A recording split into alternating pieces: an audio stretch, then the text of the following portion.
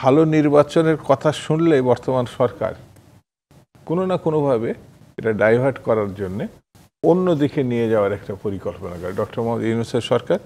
এই জায়গাটায় যেটাই যে ভূ রাজনীতির কথা, মানবিক করিডোরের কথা, আমার কাছে মনে হয়েছে এটা উদ্দেশ্য প্রণোদিত। এটা যেমন দেশকে বিপন্ন করবে, মানুষের অধিকারের যে আন্দোলন সেই আন্দোলনকে বিতর্কিত করবে।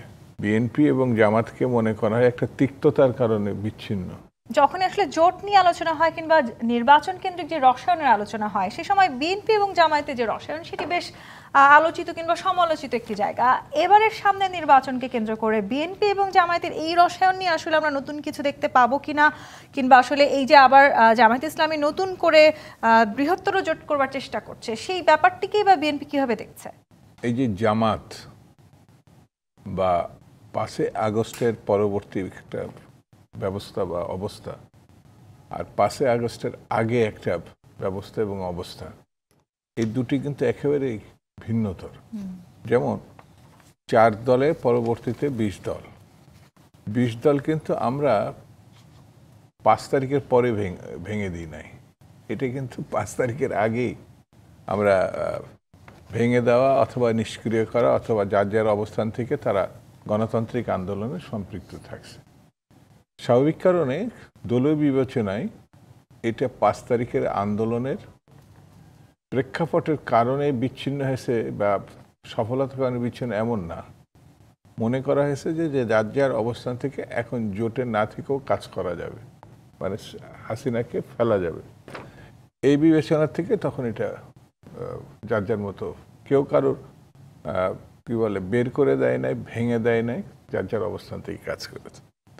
সেই কারণে একটা বড় সময় আন্দোলনের নির্বাচনে জামাত এবং বিএনপি ইসলামী ঐক্যজোট, এরা 4টা দল মিলে জাতীয় পার্টির একটা অংশ, তো একজোট তারা ছিল। এনটি ফ্যাসিজম বলেন, স্বৈরতন্ত্র বলেন, হাসিনাকে পতন ঘটিয়ে একটা ভালো নির্বাচনের কথা বলেন, এর লক্ষ্য নিয়ে সেই সময় এই জোটটা হয়েছিল। এখন কিন্তু সেটা নাই। তবে কোনো কোনো মহল থেকে এই জোট না থাকা বিএনপি এবং জামাতকে মনে করা হয় একটা তিক্ততার কারণে বিচ্ছিন্ন।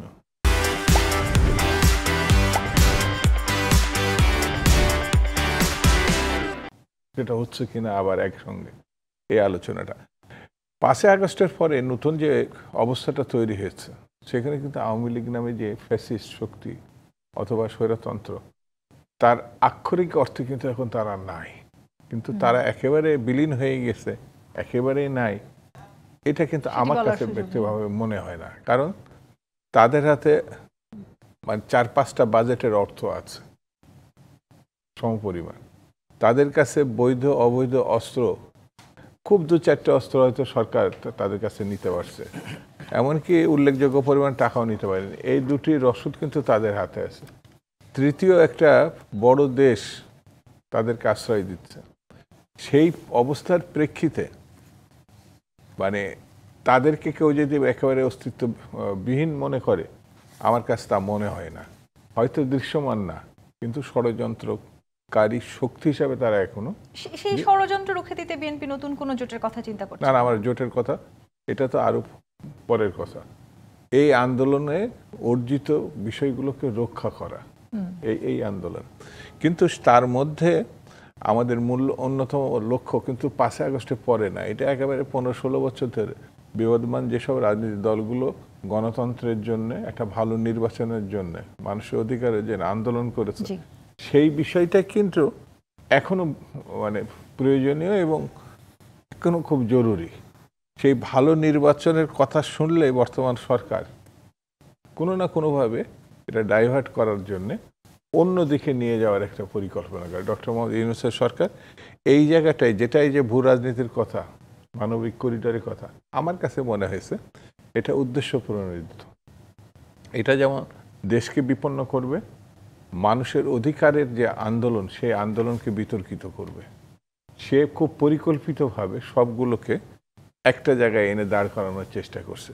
সেই কারণে জোট ভোট বিএনপি বিশেষ করে মনে করে দৃশ্যত কিছু কিছু দলের বিএনপির সঙ্গে আসতে চায় বা বিএনপি মনে করে নির্বাচনকালীন সময় কিছু কিছু শক্তি তো দরকার হতেও পারে, জি। কিন্তু এখনই জোটের দরকার, এখনই আলোচনা হওয়ার দরকার, এখন এই বিষয়টা এই মুহূর্তে খুব জরুরি জি। না।